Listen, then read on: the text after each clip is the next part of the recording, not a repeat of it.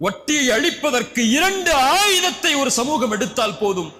அந்த ஊரிலிருந்து, அந்த தெருவிலிருந்து, அந்த குடும்பத்திலிருந்து, அந்த சமூக சூழலிலிருந்து வட்டி நீக்கிவிடலாம்.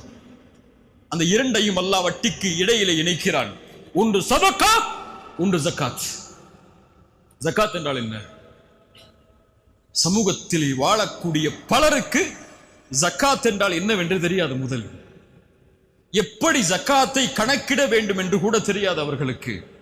எந்த செல்வத்திலிருந்து ஜகாத்தை கொடுக்க வேண்டும் என்ற எண்ணம் என்ற கல்வி கூட அவர்களுக்கு கிடையாது. ஏதோ 2.5%, ஏதோ ஒரு செல்வத்திலிருந்து பேங்க் அக்கௌண்ட்ல இருக்கா 2% எடுத்து வருஷத்துக்கு கொடுத்துருவோம். இதுதான் அவர்களுக்கு உள்ள பலருடைய அறிவு. இல்ல மஷா அல்லாஹ், அல்லாஹ் பாதுகாத்தவர்களை தவிர முறையான முறையில் இந்த சமூகத்திலே செல்வம் உள்ளவர்கள் ஏராளம் ஏராளம். முறையான முறையில் ஜகாத் கணக்கிடப்பட்டு பகிர்ந்தளிக்கப்பட்டிருந்தால், நல்லா கேட்டுக்கோங்க, செல்வந்தவர்கள் வாழக்கூடிய ஊரிலேயோ செல்வந்தவர்கள் இருக்கக்கூடிய சமூகத்திலேயோ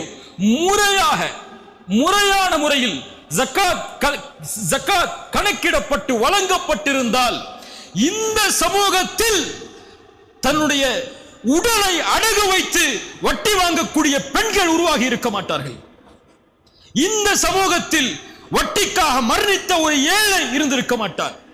இந்த சமூகத்தில் தன்னுடைய அடிப்படை வசதிக்காக 2 வட்டி 3 வட்டி கந்து வட்டி என்ற நிலைக்கு போகக்கூடிய மக்கள் இருந்திருக்க மாட்டார்கள்.